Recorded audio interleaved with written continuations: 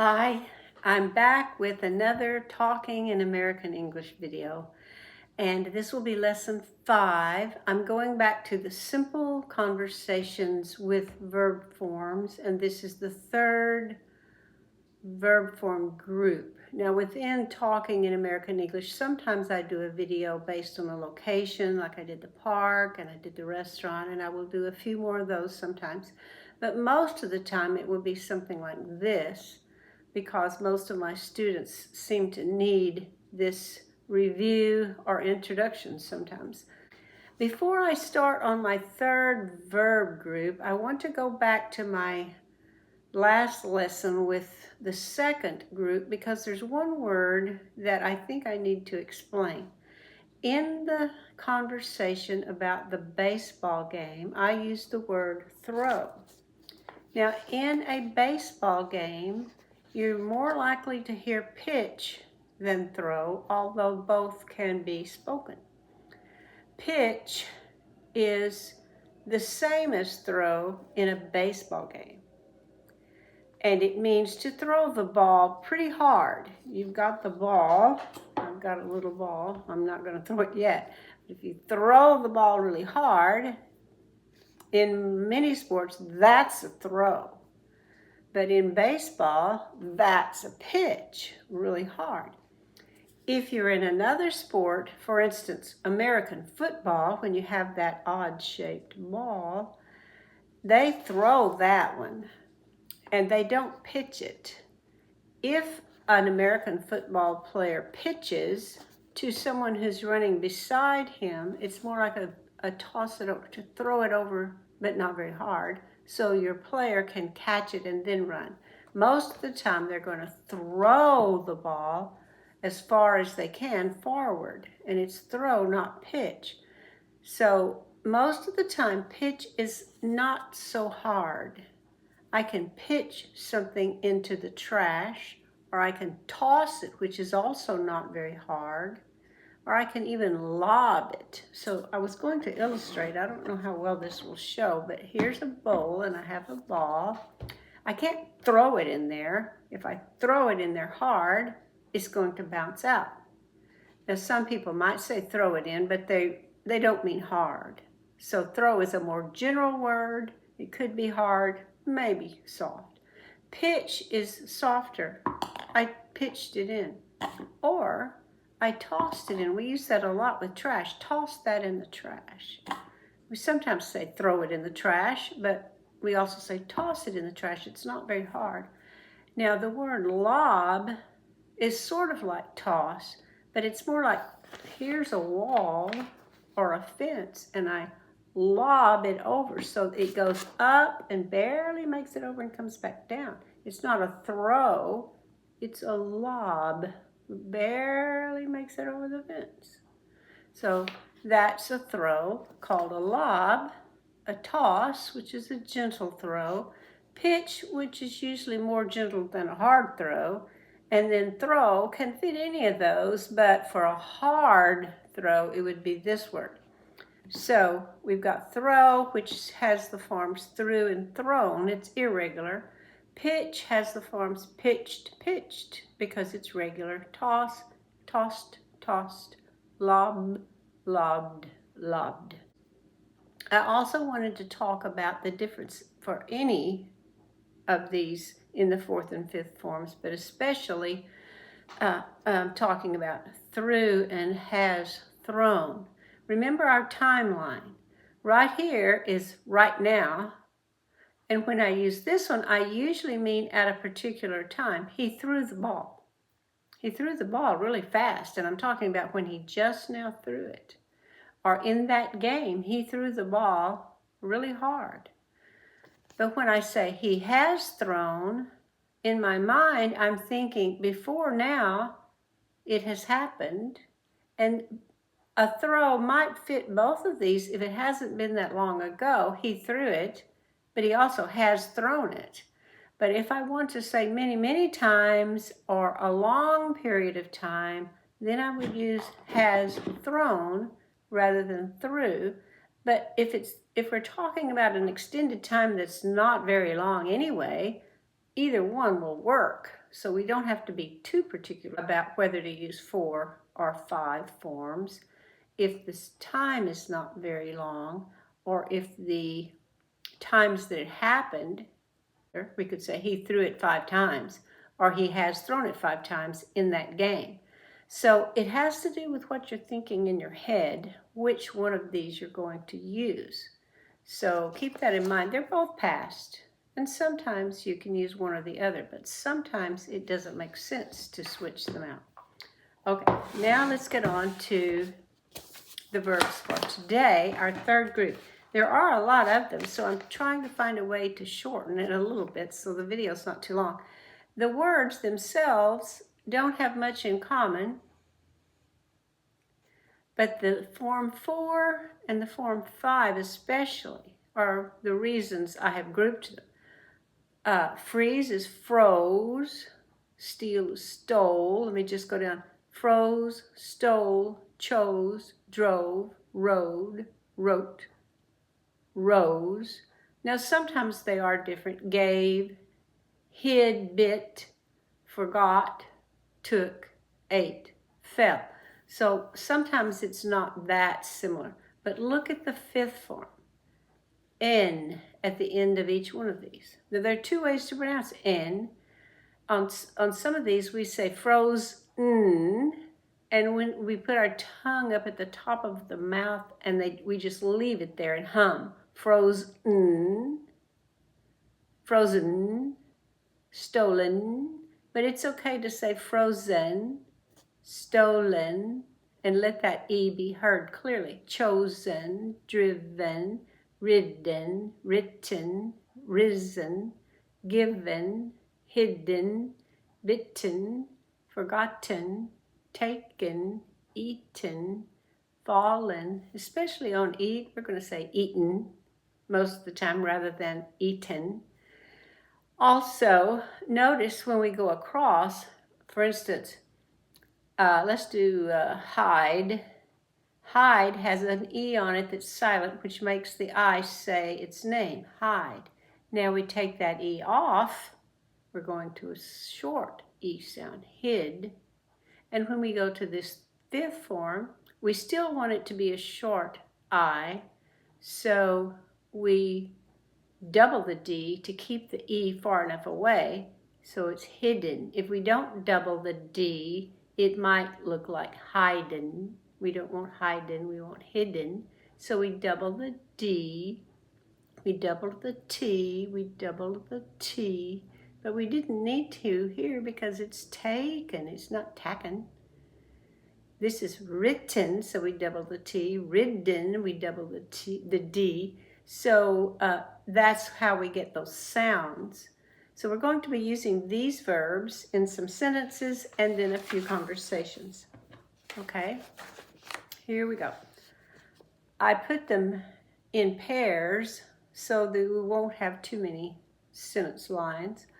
I ride in a car. Sometimes I drive. That's form 1. He rides in a taxi. The taxi driver drives fast. 2nd form.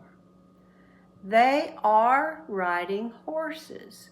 She is driving an electric car. 3rd form. 4th form. They rode on a train. She drove her new car to work. We have ridden, this is form 5. Normally we would say 4 or 5 hours, but I left it out. It's okay to leave it out because it was too long. We have ridden 5 hours. He has driven trucks often. So I use ride, rides, are riding, rode, have ridden, drive, drives, is driving, drove, has driven. Now we go to these words, rise and fall. And let me say this about the verb rise. When something rises, it does it to itself. The sun rises. The bread rises. If I cause something to come up, then I raise it up. So I raise my hand. He raises the rent. Oh no, we don't want him to do that. Okay, so if you do something to someone else causing it to go up, you raise it. But if it does it to itself, then it rises. So we have here dictators rise to power, and then they fall out of power. They just rise. Okay, the sun rises early. I had to say rises because the two S's are too close together, so I have to have some kind of sound there. So it's rises early. But in the evening, darkness falls. Cupcakes are rising in the oven. The rain is falling. We rose as the judge entered. Leaves fell from trees. Food prices have risen, but housing costs have fallen. Rises, are rising, rose, have risen. Fall, falls, is falling, fell, fallen. And I forgot to mention too, rise is an irregular verb, raise is a regular verb. So it ends in ed in its forms if you ever have to use that one. Okay, now some more verbs. I write notes, or I forget to do the chores. I have to do that every day. She writes a grocery list, but she forgets to take it. She does that all the time. She's at the store. Where's the list? Matt is writing a book. They are forgetting the title. She wrote a memo. She forgot to send it, though that happens. He has written a resume. He has forgotten nothing. So we have write, writes, is writing, wrote, has written. Forget, forgets, are forgetting, forgot, has forgotten. Then we have choose and give. I choose gifts and give them to my friends for birthdays. She chooses, here we have two S's together again, so I have to say chooses red roses, and she gives them as gifts. I am choosing a movie. He is giving me his seat in the theater. That's very nice. I chose a new movie. My friend gave it a good rating. She has chosen to visit. I have given her my address. Choose, chooses, am choosing, chose, has chosen. Give, gives, is giving, gave, have given. Snakes hide in the grass and bite animals close by. Close by me, close by that place. She hides behind the door. The dog bites the leash. He doesn't like that leash. He turns his head around and bites it. He is hiding from his sister. Mosquitoes are biting us. Pirates hid the treasure. The cat bit the mouse's ear. He has hidden the map. Those bats have bitten cows. Now here we have hide, hides, is hiding, hid, has hidden. Bite, bites, are biting, bit, have bitten. Okay, now we have some conversations. I told you we would get conversations in there.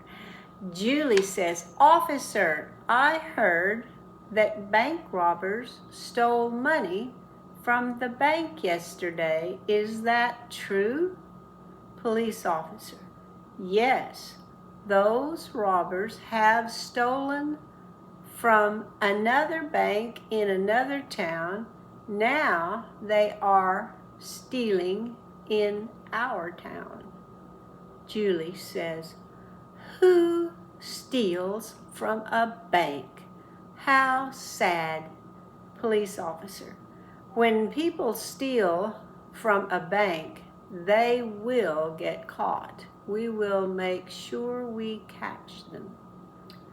So we have them all in here. They're not always in order. Steal, steals, are stealing, stole, have stolen.